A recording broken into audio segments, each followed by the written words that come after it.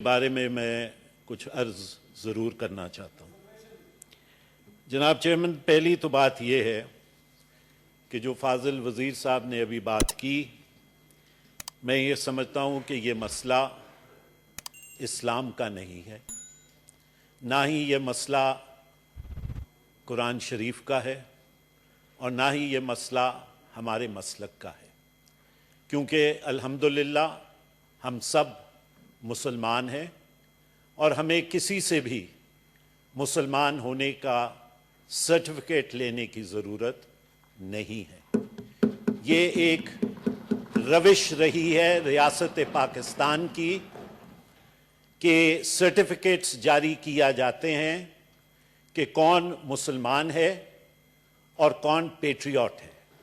نہ مجھے پیٹریوٹ ہونے کے لینے کا سرٹیفکیٹ کی ضرورت ہے اور نہ مجھے مسلمان ہونے کی سرٹیفکیٹ کی ضرورت ہے، پہلی بات۔ اسی بات کو مد نظر رکھتے ہوئے جناب چیئرمین، ریاست پاکستان کا پہلے دن سے یہ کوشش رہی ہے کہ جو پاکستان ایک ملٹی ایتھنک، ایک ملٹی لنگوسٹک اور ایک ملٹی کلچرل ملک ہے، ان کے ان ڈائیورسٹی کو جو ہے وہ ختم کیا جائے، اور اس ڈائیورسٹی کو ختم کرتے ہوئے ایک آرٹیفیشل پاکستانی کلچر جو ہے وہ سامنے لایا جائے۔ جناب چیئرمین، کلچرز اور تاریخ جو ہے وہ آرٹیفیشل انداز سے نہیں سامنے آتی، اس کے تاریخی مورخات ہوتے ہیں اور اس کے ہسٹوریکل روٹس اور لنکس ہوتے ہیں، اور جب تک وہ ہسٹوریکل روٹس اور لنکس کو جو ہے وہ ابھرنے کی اجازت نہیں دی جاتی، اس وقت تک وہ پاکستانی کلچر نہیں آ سکتا۔ جناب چیئرمین، جو آج کوشش کی جا رہی ہے، ریاست جو پہلے دن سے کوشش کی جا رہی ہے، وہ یہ ہے کہ وہ ایک عرب کلچر کو پاکستان کے اوپر مسلط کرے۔ عرب کلچر جناب چیئرمین میرا کلچر نہیں ہے، انڈس ویلی سیولائزیشن کا جو کلچر ہے وہ میرا کلچر ہے جناب چیئرمین، اور جب تک میں اپنے آپ کو اپنے کلچر کے ساتھ آئیڈینٹیفائی نہیں کروں گا، جب تک میں اپنے آپ کو اپنی انڈس ویلی کے کلچر کے ساتھ آئیڈینٹیفائی نہیں کروں گا جناب چیئرمین، اس وقت تک پاکستان کی شخصیت as a nation, as a character سامنے ابھر کے نہیں آ سکتی جناب چیئرمین۔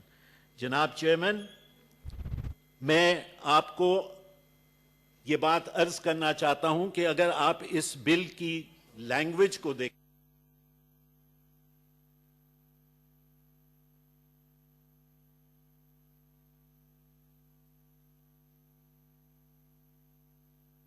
ان کے اوپر فوقیت لے رہا ہے۔ جناب chairman, this bill Cs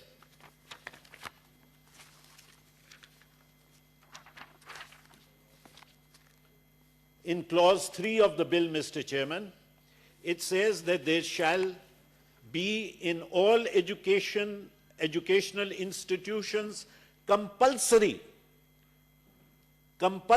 teaching. I would like to lay emphasis on the word compulsory. Then in subsection 2 of section 3, it says, the minister in charge of the federal government shall ensure implementation within 6 months of publication of this act. And now, Mr. Chairman, let me take you to Article 251 of the Constitution. And what does Article 251 say for languages that are my languages, for languages which are my historical languages? Subclause 3, Mr. Chairman, of Article 251 says, without prejudice to the status of the national language, a provincial assembly may by law prescribe measures for teaching, promotion, and use of a provincial language in addition to the national language. There is no such thing as compulsory in this.